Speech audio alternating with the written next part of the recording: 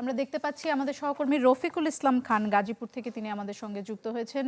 রফিক, আপনার কাছে একটু যেতে চাই। সজল শাইকের রিপোর্ট আমরা শুরুতে দেখাচ্ছিলাম এবং সেখানে বলা হচ্ছিল যে ঢাকা টাঙ্গাইল মহাসড়কের গাজীপুর অংশে এরই মধ্যে বেশ বড়সড় ধরনের জ্যাম তৈরি হয়েছে। এখন কি অবস্থা? গাজীপুরের সমস্ত শিল্প কারখানা বন্ধ হয়ে যায় এবং বন্ধ হওয়ার পরই কিন্তু মহাসড়কে যাত্রী এবং যানবাহনের যে ঢল নামে, এই কারণে মূলত গাজীপুরের ঢাকা টাঙ্গাইল মহাসড়কের খারাজোড়া থেকে চৌরাস্তা পর্যন্ত এই মুহূর্তে কিন্তু যে গাড়ির লম্বা লাইন, সেই লাইন আসলে গিয়ে ঠেকেছে। তো প্রায় 20 কিলোমিটার জুড়ে কিন্তু লাইন রয়েছে।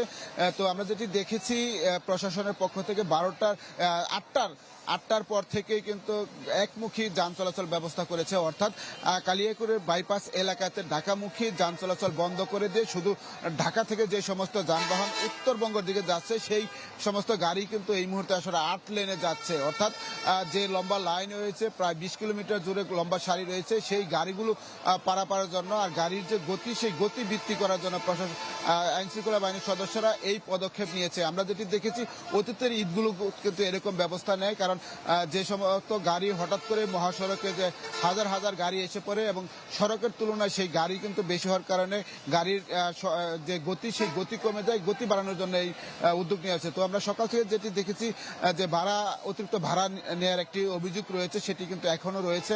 আমরা যেটি দেখেছি গতকাল যে ভাড়া ছিল 600 টাকা, আজকে সকালবেলায় সেটি কিন্তু 800 টাকা হয়েছে। আবার বিকেলে যে সেই ভাড়া কিন্তু 1400 টাকা। এইভাবে কিন্তু আসলে ভাড়া মনিচ্ছামতা যে যার মতো করে ভাড়া নিচ্ছে, সেটি আমরা দেখেছি এবং যে সমস্ত যাত্রীরা রয়েছে তারাও কিন্তু এরকম অভিযোগ করছে। তো প্রশাসনের পক্ষ থেকে যেটি বলা হয়েছে, যদি সুনির্দিষ্ট কোনো গাড়ির বিরুদ্ধে এরকম অভিযোগ থাকে সেই ক্ষেত্রে তারা কিন্তু ব্যবস্থা নেবে। তো ঢাকা টাঙ্গাইল মহাসড়ক এবং ঢাকা ময়মনসিংহ মহাসড়কের চিত্র কিন্তু একই। ঢাকা ময়মনসিংহ মহাসড়কেও অতিরিক্ত যানবাহনের চাপে সেই সড়কে যানবাহন চলাচল করছে ধীরগতিতে। তবে হাইওয়ে পুলিশ, জেলা পুলিশ এবং মেট্রোপলিটন পুলিশ সকলেই কিন্তু কাজ করছেন যাতে করে যানজট নিরসন হয় এবং যে সমস্ত মানুষ ঈদে ঘর মুখে ফিরছে তারা যেন নির্বিঘ্নে বাড়ি ফিরতে পারে। এই ছিল এখান থেকে সর্বশেষ খবর। রফিকুল ইসলাম খান, আপনার কাছে আমার একটি প্রশ্ন ছিল। আপনি বলছিলেন যে যথেচ্ছ ভাড়া নেওয়া হচ্ছে।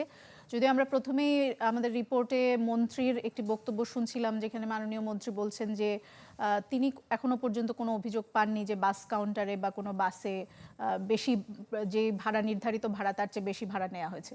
এই ধরনের অভিযোগ যদি থাকে তাহলে আসলে যাত্রীরা কাদেরকে জানাবে? সময়ের সাথে সাথে দেখা দেয় নিত্য নতুন প্রয়োজন। রেডি থাকতে হয় প্রতি মুহূর্ত।